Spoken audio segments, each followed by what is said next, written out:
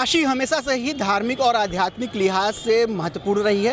यही वजह है विश्वनाथ मंदिर दर्शन के लिए, चाहे गंगा आरती के लिए या नौका विहार के लिए या फिर मठ मंदिरों में दर्शन पूजन के लिए हमेशा से ही यहाँ श्रद्धालु आस्थावान आते रहे हैं। लेकिन पिछले 4 वर्षों में श्रद्धालुओं की संख्या रिकॉर्ड तोड़ बढ़ी है और ये संख्या 26 करोड़ से भी ज़्यादा पहुँच गई है और औसतन लगभग 6.5 करोड़ श्रद्धालु हर साल आ रहे हैं।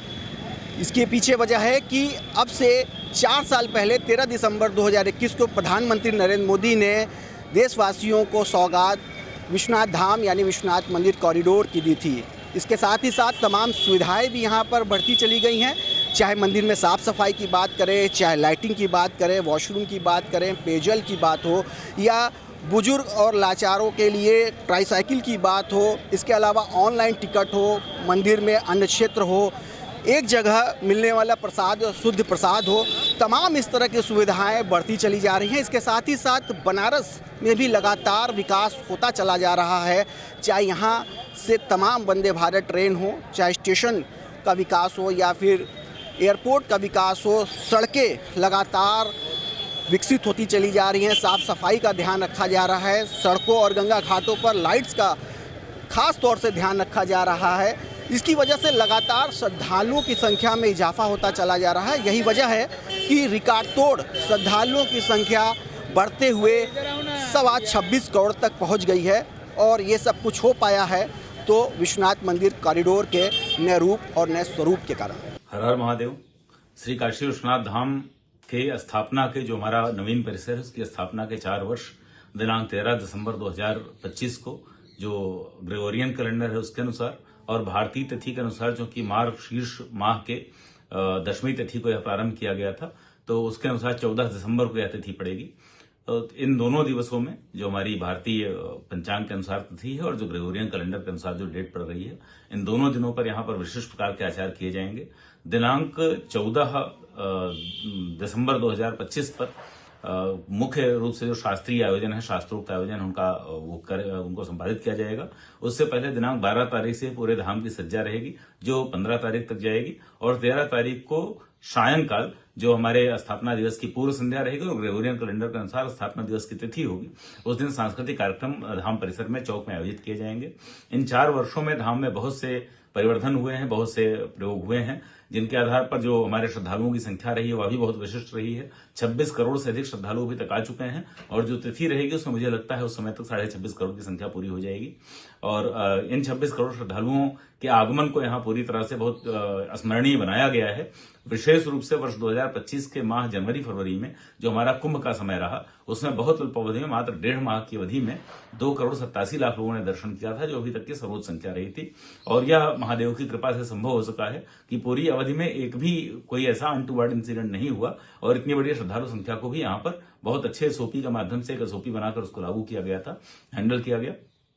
अभी जो और धाम में पिछले 1 वर्ष के भीतर 2 वर्ष के भीतर वर्ष 2024 के बाद से भी विशिष्ट नवाचार किए गए हैं, जिनके अंतर्गत सांसद संस्कृत प्रतियोगिता का आयोजन किया जाना, संस्कृत विद्यालय के बच्चों को भोजन, वस्त्र, पुस्तकें इत्यादि उपलब्ध कराया जाना, अन्य कई प्रकार के नवाचार हैं जैसे मथुरा के बीच में, काशी के बीच में, अयोध्या के बीच में, रामेश्वरम और काशी के बीच में तीर्थ स्थलों के बीच परस्पर संबंध स्थापित किए गए हैं। पूरे सनातन एकता का एक सूत्र यहाँ से प्रतिपादित करने का, कनेक्ट करने का प्रयास किया जा रहा है। इसके अतिरिक्त जो हमारे यहाँ श्रद्धालु आते हैं उनके लिए, वृद्ध जनों के लिए, निःशक्त जनों के लिए, बच्चों के लिए विशेष सुविधाएं प्रारंभ की गई हैं। काशी वासियों के लिए अलग द्वार की सुविधा प्रारंभ की गई है। जितने हमारे शास्त्रीय पर्व होते हैं, जितने सनातन पर्व होते हैं, उन सभी पर सांस्कृतिक कार्यक्रमों की श्रृंखला, शास्त्रोक्त नवाचार की श्रृंखला, शास्त्रोक्त पूजन पाठ की श्रृंखला यह भी प्रारंभ की गई है।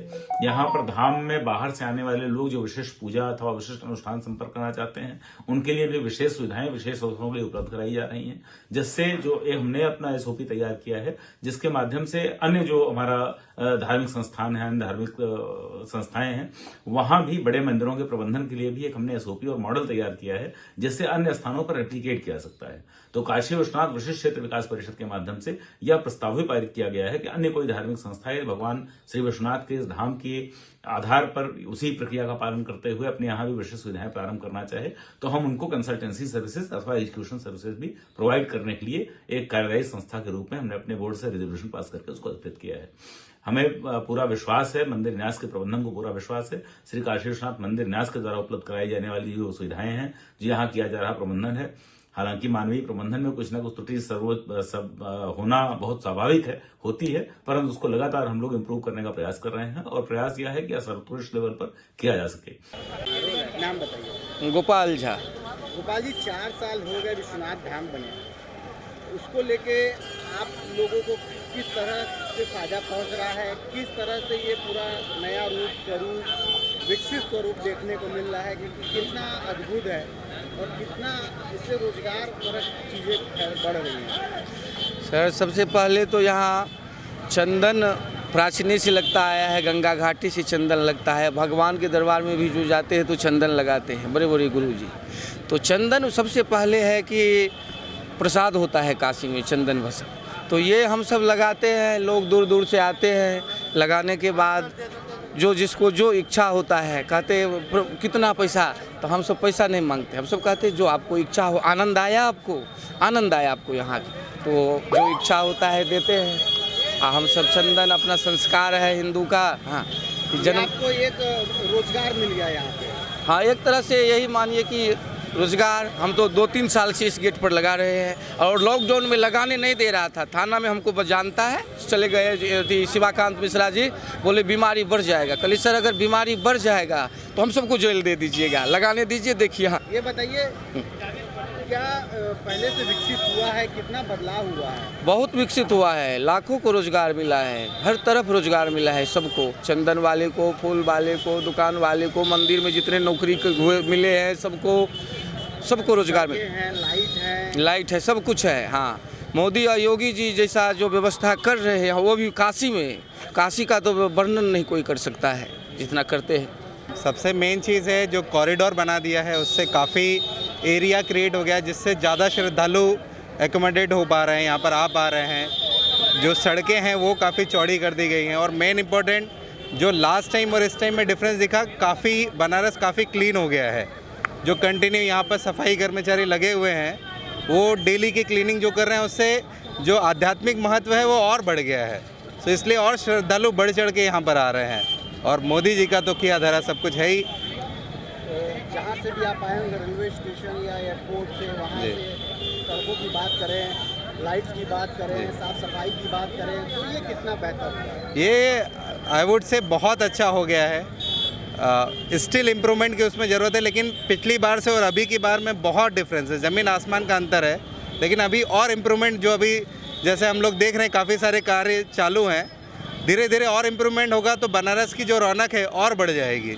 क्या लग रहा है यही वजह है कि श्रद्धालु जो डिवोटीज है वो बढ़ते चले जा रहे हैं? जी, वो एक सबसे बड़ी वजह है, क्योंकि एक तो जो ट्रस्ट बन गया उसकी वजह से जो प्रॉपर सिस्टमेटिक सब कुछ चीज़ हो गई ना, उसकी वजह से श्रद्धालु बढ़ चढ़ के और आ रहे हैं और बाबा विश्वनाथ का जो महत्व है वो तो है ही। Thank you. जी, नाम बताइए। नाम अभिमन्यु कुमार है। तो इसमें मैं सूरत से आया हूँ अभी। और जी, जिस तरह से 26.5 करोड़ डिवोटीज आ चुके हैं बीते 4 सालों में जब से ये विश्वनाथ धाम कॉरिडोर बना है, तो क्या लग रहा है इसके पीछे क्या वजह होगी? काफ़ी सारी वजह है, क्योंकि काशी बहुत प्राचीन नगरी रही है एंड डिवोटी पहले भी आते रहे, ऐसा नहीं कि काफ़ी लोग आते थे तब भी। बट अभी जो सुविधाएं मिल रही हैं, खास करके कॉरिडोर बनने के बाद, ईजी ट्रैवल सबसे इम्पॉर्टेंट है। ट्रैवल ईजी है, जैसे मेरे लिए आना क्यों ईजी रहा, वाराणसी में एयरपोर्ट भी बन गया मेरे लिए। एयरपोर्ट से आ रहा हूँ, एयरपोर्ट से जा भी रहा हूँ वापस, वाराणसी से मैं फ्लाइट है डायरेक्टली अहमदाबाद का। तो ये सारी सुविधाएं एक बहुत बड़ी चीज़ होती है जो लोगों को ईजिली ट्रैवल करने के लिए बनाती है। सेकंड, यहाँ का काशी के अंदर जो चेंज हुई है, जो एक बड़ा चेंज होता है वो कॉरिडोर का था। उसके अंदर उन्होंने प्रॉपर सिस्टमेटिक बनाया है, दर्शन करने की सुविधा बढ़ा दी है, दर्शन काफ़ी ईजी हो गया है पहले की तुलना में।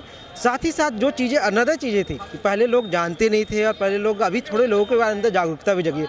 जैसे काफ़ी सारे लोग आते हैं तो शाम को गंगा आती है, अगर आप गए होंगे 10 घाट पर देखने, तो वहाँ काफ़ी भीड़ होती है। उसका रीज़न कि लोगों ने जागरूकता है, गंगा आरती के प्रति जागरूकता हुई है। हाँ, यहाँ तक कि मैं सुबह का 5 बजे का आरती जो 80 घाट पर होता है उसमें भी मैंने भीड़ देखी। और हम लोग जब पहुँचे थे 5 बजे सुबह, लोग थे वहाँ पर दर्शन करने के लिए। सुबह का जो मंगला आरती के लिए दर्शन होते हैं उनके आप अगर एक बार देखेंगे तो बहुत भीड़ है, बिकॉज लोगों के अंदर जागरूकता भी हो गई कि इस जगह पर आना चाहिए। इस जगह पर जो एक सुकून और शांति मिलती है लोगों को, वो अलग ही है। एंड दिन ब दिन डेवलपमेंट तो हो रहे हैं, इस गवर्नमेंट ने काफ़ी डेवलपमेंट किया और होपफुली आगे भी डेवलपमेंट करती रहेगी। खासकर कुछ ऑलरेडी रोपवे का एक काम चल रहा है जिससे ईजीनेस आएगा थोड़ा और भी ट्रैफिक पर। थोड़े बहुत और इम्प्रूवमेंट करने की ज़रूरत है, खासकर traffic related situation, because Kashi की गलियाँ तो बहुत फेमस है, बट उसके हिसाब से थोड़ा ट्रैफिक के कंट्रोल के लिए इम्पॉर्टेंट है। सो दैट्स, तो मेरा व्यू है कि अभी भी लोग आएंगे और लोग बढ़ते ही जाएंगे दिन ब दिन, क्योंकि ये हमारा पहला काशी भ्रमण था। मेरे घर वालों ने काफ़ी बार किया है एंड होपफुली मैं कहता हूँ कि हम लोग हमेशा काशी आते रहेंगे और दुनिया के हर कोने से लोग आते रहेंगे। जी, नाम बताइए। राहुल शर्मा, दिल्ली से। राहुल जी, बनारस किस पर्पज़ से आना हुआ है और क्या आपको बेहतर लग रहा है, क्या पहले से ज़्यादा बदलाव लग रहा है? पहले से बेहतर तो इसका जो अरेंजमेंट है अंदर जाने का वो काफ़ी अच्छा कर दिया है। अब क्या है कि पहले भीड़ बहुत ज़्यादा होती थी, अब भीड़ का अरेंजमेंट अच्छा है, सिक्योरिटी अरेंजमेंट अच्छी है और व्यवस्था भी अच्छी कर दी गई है। तो हाँ, हम खुश हैं, अंदर जाने के लिए बहुत एक्साइटेड हैं। रेलवे स्टेशन या एयरपोर्ट से आए होंगे तो सड़कें हैं, रास्ते हैं? जी, हम एयरपोर्ट से आए हैं। एयरपोर्ट पे भी हमें सुविधा बहुत अच्छे से मिल गई और वहाँ से आने में भी कोई दिक्कत नहीं हुई।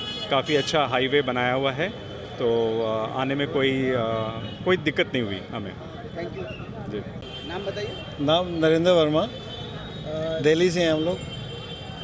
सेम क्वेश्चन है, क्या लग रहा है, क्या वजह है डिवोटीज के नंबर्स बढ़ते चले जा रहे हैं? एक तो श्रद्धा बढ़ रही है, यंग जनरेशन में श्रद्धा ज़्यादा बढ़ रही है, मैंने देखा है जहाँ तक। दूसरा साफ़ सफाई है। पहले क्या होता था, पहले लाइंस वगैरह इतनी ज़्यादा नहीं होती थी, जगह नहीं थी इतनी ज़्यादा। अब अंदर स्पेस बहुत ज़्यादा कर दिया है, लाइंस हैं, हर तरफ से आपको लाइंस में लग दर्शन हो सकते हैं। अब 4 साइड से आने पे दूसरा कनेक्टिविटी बहुत बढ़िया हो गई है। वंदे भारत आती है, हर टाइम अवेलेबल है। दिल्ली से आती है, प्रयागराज से आती है, अयोध्या से आती है, तो इसलिए कनेक्टिविटी की वजह से भी बड़ा फ़र्क पड़ गया है। अच्छे दर्शन होते हैं, लाइन में लग के प्रॉपर तरीके से दर्शन हो जाते हैं। मतलब ये धक्का मुक्की वाला सिस्टम नहीं है कि जो प्रॉब्लम फेस और कोई व्हील चेयर्स वगैरह अवेलेबल हैं, लॉकर्स अवेलेबल हैं, वाशरूम्स वगैरह काफ़ी अच्छे हैं, साफ़ सुथरे हैं, बढ़िया है, सब बढ़िया है।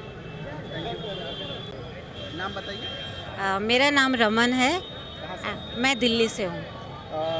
लगभग 4 साल में 26.5 करोड़ श्रद्धालु डिवोटीज विश्वनाथ मंदिर में आ गए, बहुत बड़ा ये रिकॉर्ड है। तो क्या लग रहा है इसके पीछे क्या वजह होगी, किन वजहों से, किन सुविधाओं की वजह से लोग आ रहे हैं? नहीं, एक तो कॉरिडोर बनने से बहुत सुविधाएं बढ़ गई हैं, दर्शन के लिए बहुत आसानी हो गई है सबको, और रेलवे स्टेशन एंड एयरपोर्ट भी काफ़ी इम्प्रूवमेंट है उसमें भी, और काफ़ी अच्छा हो गया कॉरिडोर बनने से। हाँ, गंगा आरती आप देखिए, दशमेश घाट है चाहे 80 घाट है, दोनों में आरती भी बहुत अच्छी, बहुत आनंद आता है करने से। सफाई बहुत अच्छी है, सड़कें हैं, सफाई है, सड़कें हैं, हाँ, लाइट्स तो हैं ही हैं, लाइट्स भी बहुत अच्छी हैं। हाँ, इस वजह से लग रहा है कि यही हाँ, बिल्कुल बिल्कुल।